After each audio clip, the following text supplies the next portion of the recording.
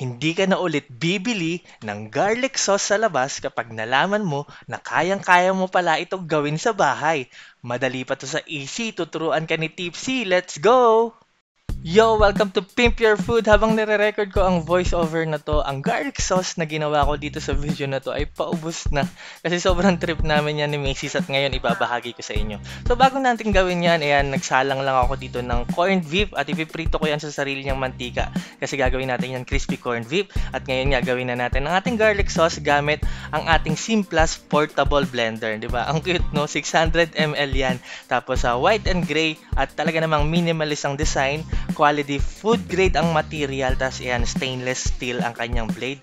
High quality din ng motor, malakas, no? At alam naman natin ng Simplas, masasabi ko ng trusted na brand yan kasi sa sobrang dami nang nakikita kong gumagamit yan online. Ayan, at huwag kayong mag-alala, meron yan 1-year warranty. At ayan nga, so naglagay na ako dyan ng garlic, no? Kung gaano karami kayo na bahala, 6 hanggang 8 piraso.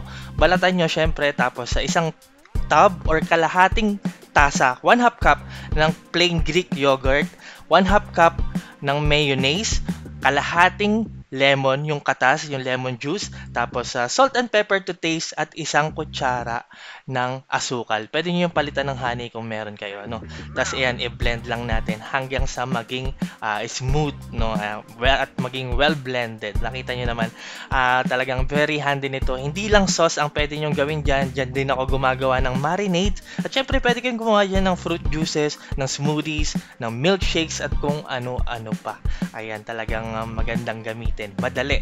At yan, at well blended na ang ating garlic sauce. Nakita nyo, ang ganda ng consistency. Salin lang natin sa baso. Ang sarap niyan i-drizzle.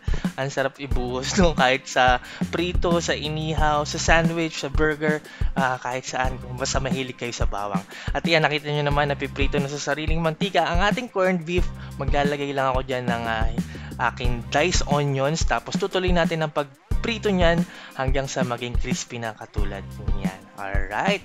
Tapos syempre saan natin ipapartner yan, di ba? Garlic fried rice.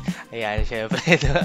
Ayan, meron na tayong garlic sauce, meron pa tayong garlic fried rice. Sobrang garlicky ng dish natin na to. Ayan, kapag naluto na, top lang natin ang ating crispy corned beef. Lagyan natin ng tomatoes, ng pipino sa side, tapos drizzle na natin ang ating napakasarap at napakasimple na garlic sauce. Nagawa natin yan dahil sa gamit nating Simplas blender. So kung nanonood kayo sa TikTok, gusto niyo bumili ng Simplas blender, lalagay ko yung link sa yellow basket. Kung wala naman kayo sa TikTok, huwag kayong mag-alala, lalagay ko pa rin yung link sa description, caption at comment section nitong video. Yun lang, salamat!